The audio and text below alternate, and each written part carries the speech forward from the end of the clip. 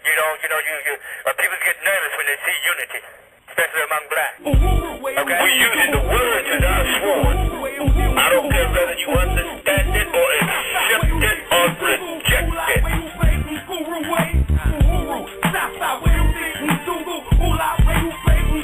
Doomsday is here. I'm telling you, we're here to know the truth of the matter. Walking around at high noon at doomsday.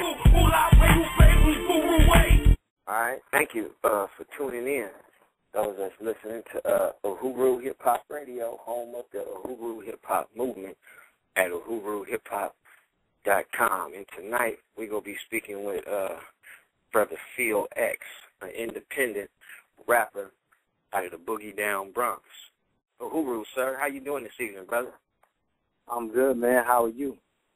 Oh, yes, sir. We best, best that we could possibly do, given the situations and the conditions that we living in here in North America. With that, yes, sir. Yes, sir. I'm bringing my co-host as well, Brother Knowledge. Uhuru, sir. Uhuru, my brother. I'm on yes, deck sir. ready to get this show started. I'm yes, doing sir. all right, okay. brother. Yes, sir. And Brother Fahim RBG. Uhuru, sir. Uhuru. Yes, sir. How you doing this evening, brother? Oh, man, black and powerful, black and powerful. Yes, sir. Yes, sir. All right, Brother Phil X, man. Tell our listeners, tell us a little bit about yourself. How long you've been doing this. Why did you get into doing this? Give us a degree of your biography. Okay. When I started, I mean, it's almost like one of those things that I just really grew up with. Being young, growing up, I went to a talented and gifted school. All right, and with that, we're going to move on to some of your music. We're about to play Voices in the Dark. Before we play it, give us a degree on that track. What went into that track? How'd you come up with the concept? Okay. Actually, there's I can't remember the name of the group, but there's like some alternative music. They had a song named Voices in the Dark, and I had listened to the song. It was like Enya or something like that. You know what I mean? I can't remember. It was one of those kind of groups, and I was listening to it. And, like, the thing about me, when I hear, like, beats or I hear music and songs, even before there are lyrics on it, I can literally close my eyes and I see kind of like movies just played out in my head. So I had heard that song, and originally I was just going to kind of like sample that beat and make something off of that. But one day I was there, and this track actually I produced myself. So I was just kind of playing around and playing with the, the keys and everything, and I started seeing this image. And at the time, I was really kind of battling with a few things. I was getting older. I started recognizing some things about myself that I was struggling with, and so I did it. And then my boy, Dejon, had came through one day, and I was just playing the beat, and he started singing on it, and I was like, oh, okay, I need to add you to this track. And so that's kind of how it came to be. And the song is just all about fighting the battle within yourself, about the images, the things you see from the world around you, the things you hear from the world around you, how they affect you, and how you got to kind of make that choice from within you for the right. But you have all these voices in your head telling you to go each and every way. But how are you going to make that decision to pick the right voice in your head? That's what the song's about. Okay. All right, for sure. Well, we're going to get into that. This is Voices in the Dark by Phil X on the Uhuru Hip Hop Radio.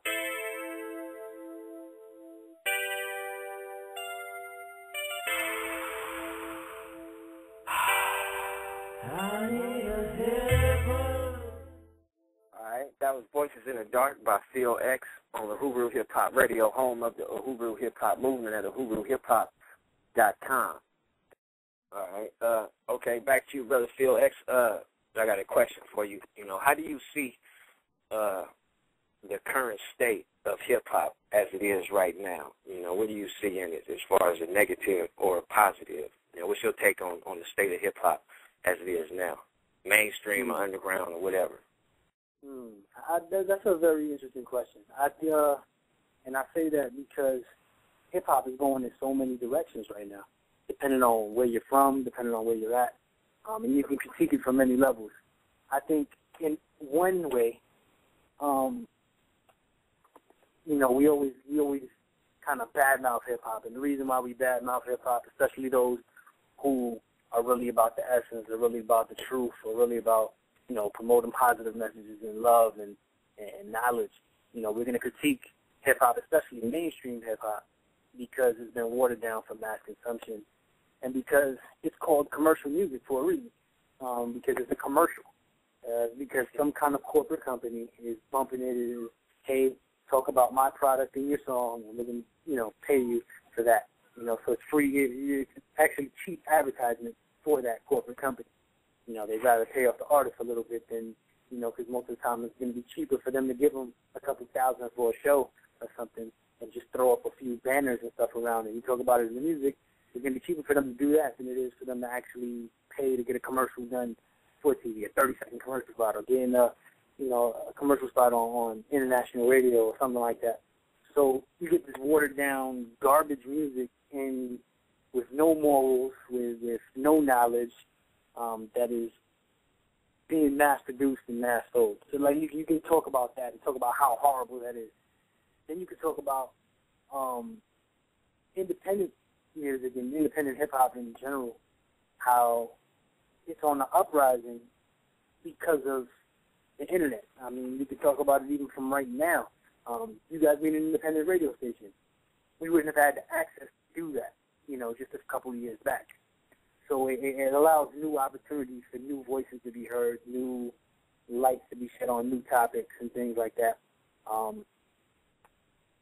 So that's a great thing. Then you also see hip-hop music as far as the sound. It's blended with every culture, with every style of music. You got hip-hop country, you got hip-hop techno, you got hip-hop, I've listened to Indian hip-hop, I've listened to Japanese hip-hop. It has really, really, really influenced the entire world. And people have taken it in so many directions. I think what I would personally like to change is that commercial music, is that popular culture, especially when you talk about American culture. Popular American culture is a bunch of garbage that's going to brainwash our children, is going to keep divorce rates going to keep that going up. It's going to keep abortion rates going up. It's going to keep everybody killing each other, everybody hating each other, everybody all about themselves and not about loving one another. That's something I would personally like to attack or make a change with, but hip-hop is such a vast thing to talk about, Yes, sir. I mean, shit. You answered my second question already, so I'm gonna scratch that out. Another question. I mean, that was about change. What do you see in hip hop right now that's in need of a change? But you answered that. So another question would be, who do you listen to? What artists do you listen to? That you actually sit down and get their CD, and listen to. Name some artists if you would. One thing I've been moving more and more towards. I mean, I have a long time ago I stopped listening to the radio. I mean, in New York we have Hot 97 and Power 105.1. I do not listen to that at all anymore. And that's been since I was a teenager. I haven't listened to that. And I started moving into independent artists. I started listening to Mickey Fax. I started listening to, Immortal Technique. All of these kind of dudes. As far as old, I listen to a lot of old music. I listen to, as far as hip-hop goes, of course, a lot of Pac. You got to listen to Tupac. That man was my inspiration in so many ways coming up. Listening to a lot of Nas. Especially old DMX influenced me a lot as well. So that's just someone I listen to. But nowadays, I've really just been moving over and making this transition that actually my iPod is filled with a lot of Christian rap right now. It's been something I've listened to, a lot of Lecrae,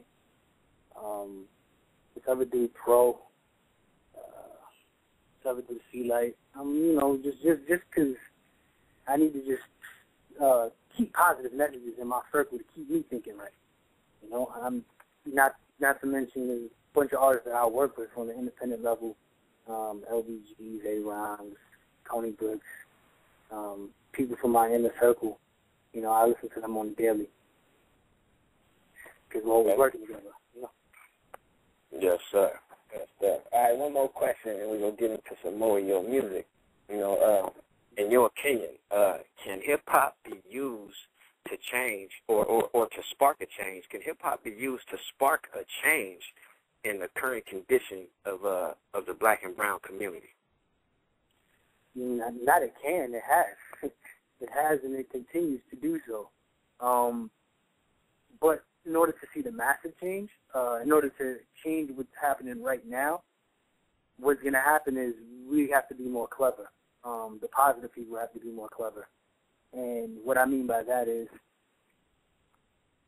every time it's somebody who's really, really trying to teach somebody something, sometimes they get too preachy, or sometimes they worry about focus on talking about the bad in people. And I'm a victim of that. That used to be me as an artist, but I've learned and I've grown, you know.